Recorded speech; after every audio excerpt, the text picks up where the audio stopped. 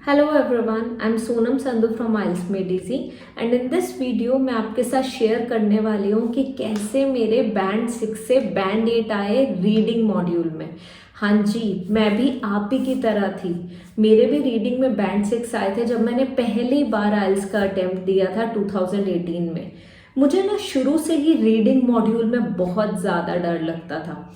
I was never fond of reading books. आपने ये मेरी पिछली वीडियोज़ में भी सुना होगा। और मुझे कभी भी बुक्स नॉवेल्स ये सब इतने पसंद ही नहीं थे। इसीलिए जब मैंने बहुत टाइम बाद है ना 12th के बाद जब मैंने फर्स्ट टाइम रीडिंग कॉम्प्रिहेंशन दोबारा करने लगी, कैम्ब्रिज की रीडिंग पढ़ने लगी, तो मुझे वो बहुत डिफिकल्ट लगती थी।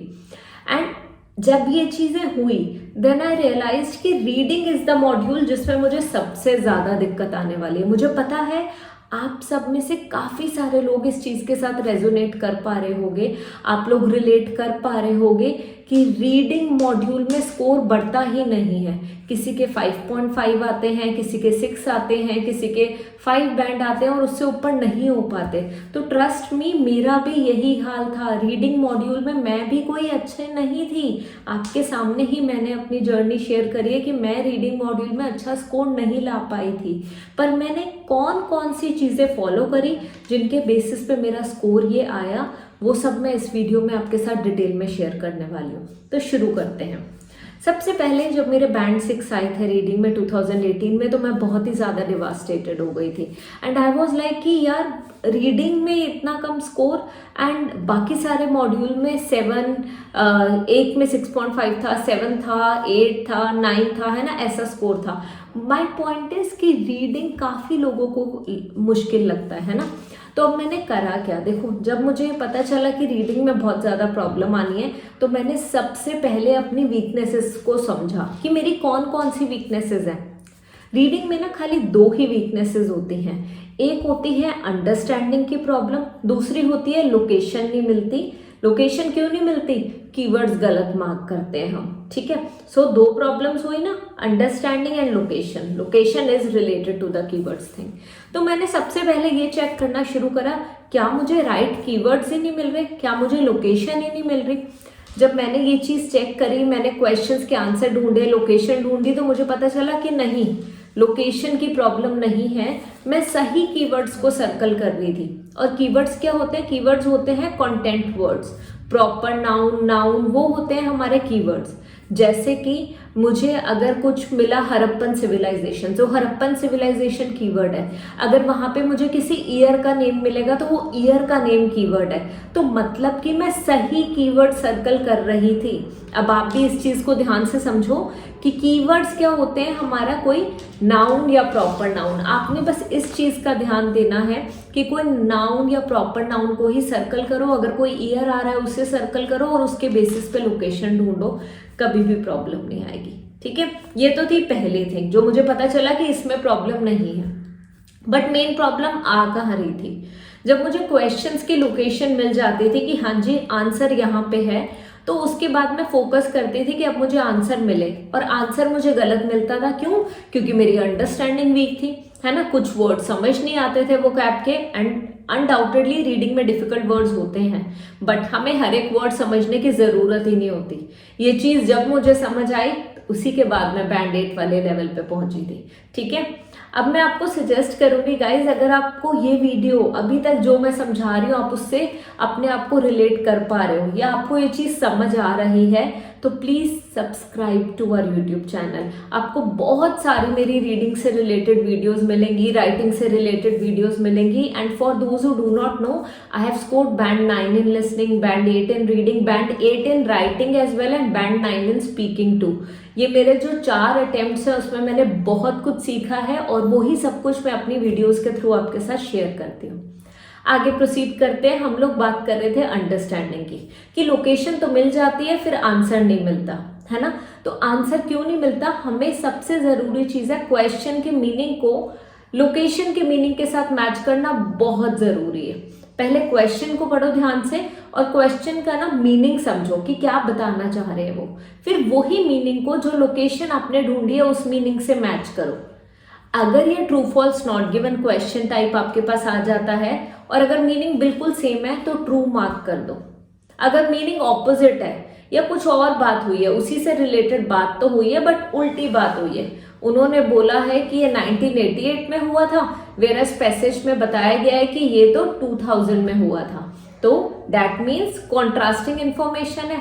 तो आप समझ जाना कि क्या होगा, आप समझ जाना एग्जैक्टली कि ये फॉल्स है, ठीक है।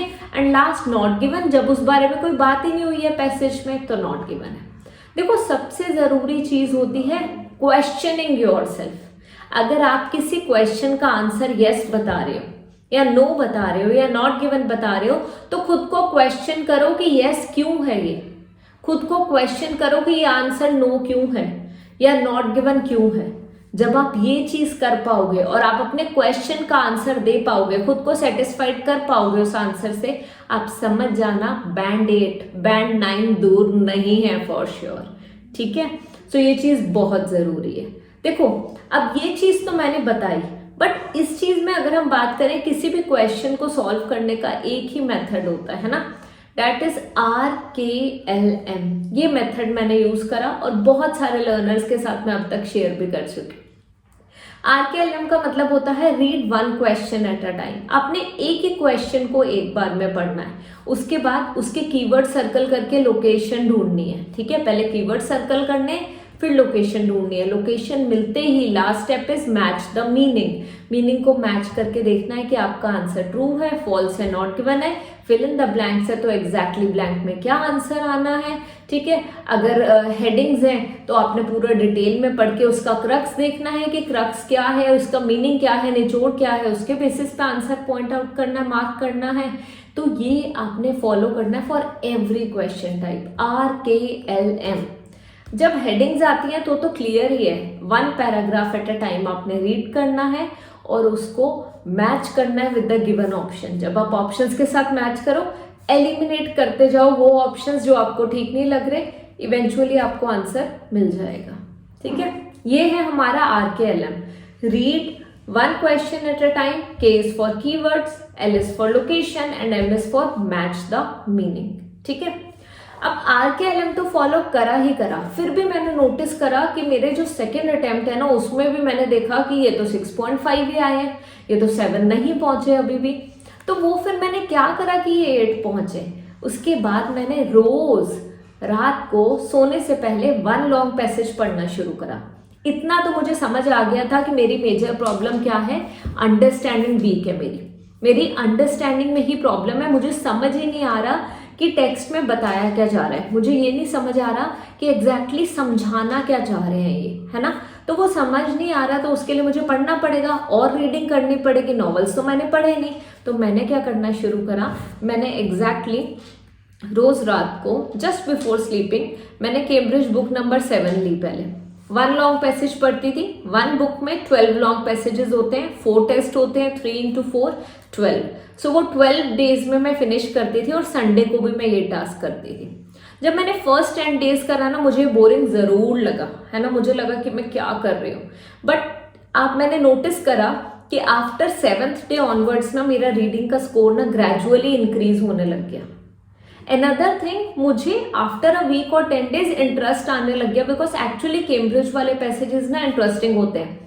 कभी वो पेंगुइन्स के बारे में बात करते हैं, कभी वो क्लाइमेट के बारे में बात करते हैं, कभी वो किसी पर्सन के बारे में बात कर रहे होते हैं, कभी हिस्ट्री के बारे में बात कर रहे होते हैं। अगर आप ध्यान से देखोगे ना तो आपको नॉलेज मिलती है, ध्यान से पढ़ते हो नॉलेज मिलती है। इसीलिए मैं बोलती हूँ 15 मिनट्स एवरी नाइट आपको इस पर डिवोट करने हैं, और 15 मिनट्स में आपने पैसेज को अच्छी तरह समझना है और हर एक पैराग्राफ का क्रक्स निकालना है कि इस पैराग्राफ का क्या निचोड़ है, इसका क्या निचोड़ है, इसका क्या निचोड़ है, इसका क्रक्स क्या है। इस क्रक्स की हेल्प से जब आपको पता चलने लग गया कि पैराग्राफ वाइज क्या मीनिंग है, उससे आपको क्या हेल्प मिलेगी, उससे आपको ये हेल्प मिलेगी कि आपकी हेडिंग्स में आपको कभी भी प्रॉब्लम नहीं आएगी।